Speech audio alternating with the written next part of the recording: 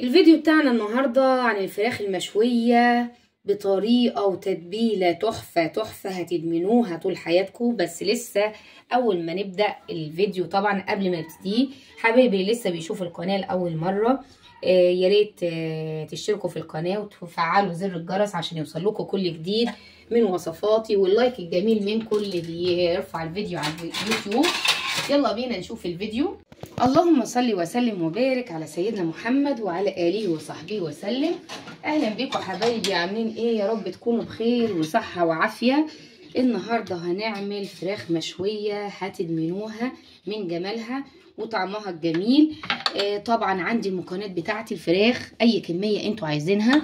أنا حاطة الفراخ كده، تحبوها سليمة تحبوها متقطعة مفيش مشاكل. عندي هنا هنستخدمه ورق لورا، وعندي طبعا توم، وعندي طماطم وبصل وفلفل اخضر.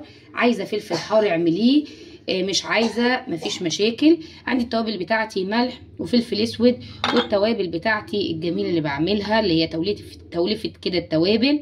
وعندي بابريكا، عندي معلقتين من الخل، وعندي 3 معالق كبار من الزيت. هعمل ايه في الاول؟ هجيب المكونات دي كلها، هبتدي ان انا اخلطها في الخلاط. الحاجات دي والتوابل والخل والزيت اخلطهم في الخلاط وارجع لكم. ادي حبايبي الخليط بتاعنا. طبعا انا متبله الفرخه بتاعتي تتبيله اوليه اللي هي ببصل وفلفل ورق لورا وملح.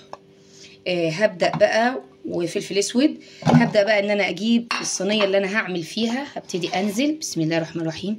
هعمل زي ما تقولوا كده مساج للفرخه من فوق ومن تحت اهو بالشكل ده. طبعا ممكن تعمليها بالمعلقه بجلافز زي ما تحبي اهو بالشكل ده كده. وهبدا بقى ان انا ارش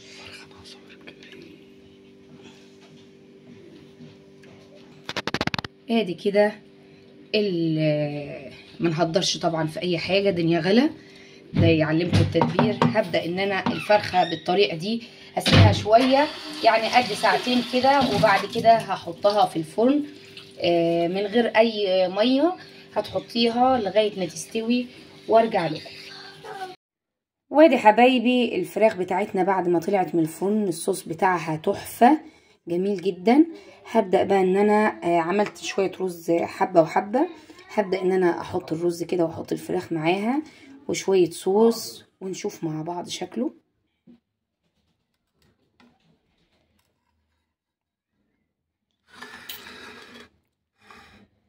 ادي حبايبي حطيت الصوص، وادي الرز، وادي الفراخ بتاعتي، وشويه سلطه خضراء كده، وجبه متكامله.